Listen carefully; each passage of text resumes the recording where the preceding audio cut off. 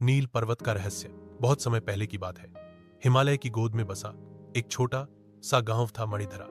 यह गांव अपने सुंदर दृश्यों और शांत वातावरण के लिए जाना जाता था, लेकिन इसके पास ही एक रहस्यमयी पर्वत था, नील पर्वत, जिसे गांव वाले अपशकुन मानते थे। किसी को नहीं पता था कि उस पर्वत की चोटी पर क्या है, क्योंकि वहां पहुंचने की कभी किसी ने हिम्मत नहीं की। गांव में एक नन्ही लड़की रहती थी, जिसका नाम था आरुषि। वह बहुत जिज्ञासु और निडर थी। उसे किताबों में लिखे जादू, रहस्य और अद्भुत प्राणियों की कहानियां बहुत पसंद थी।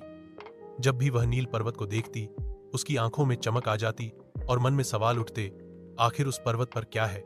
एक दिन गांव में अचानक अंधेरा छा गया। सूरज निकलने का नाम नहीं ले रहा था। पेड़ मुरझा गए, नदियां सूखने लगीं और जानवर डर के मारे छुपने लगे। बुजुर्गों ने कहा, यह नील पर्वत की छाया है, कोई पुरानी मोहर टूट गई है। आरुषि ने निर्णय लिया कि वह नील पर्वत पर जाएगी और रहस्य सुलझाएगी। उसकी दादी ने उसे एक पुरानी अंगूठी दी, जिस पर नीले रंग का रत्न जड़ा था। दादी ने कहा, यह अंगूठी तुम्हें बुरे जादू से बचाएगी, लेकिन इसका प्रयोग सोच समझ कर करना। आरुषि ने यात्रा शुरू की।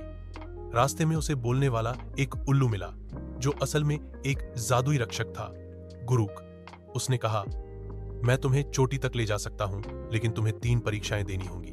पहली परीक्षा, सच और झूठ। उसे 2 द्वारपाल मिले, एक हमेशा सच बोलता था, दूसरा हमेशा झूठ।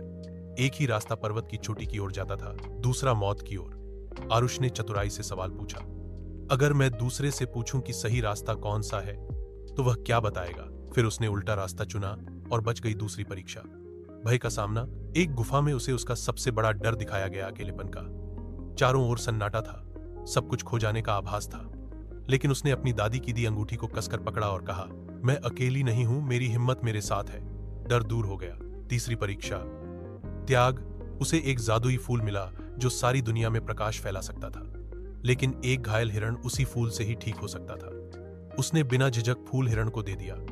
तभी आकाश में रोशनी फैल गई और नील पर्वत की चोटी पर एक प्राचीन मंदिर प्रकट हुआ। मंदिर में एक आत्मा ने उसे आशीर्वाद दिया, तुम्हारे त्याग और साहस से नील पर्वत का अभिशाप टूट गया है।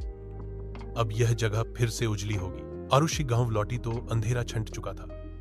पेड़ हरे हो चुके थे और नदियां फिर से बहने लगी। गांव वाले उसे अब सिर्फ एक बच्ची नहीं, नील पर्वत की रक्षक कहते थे।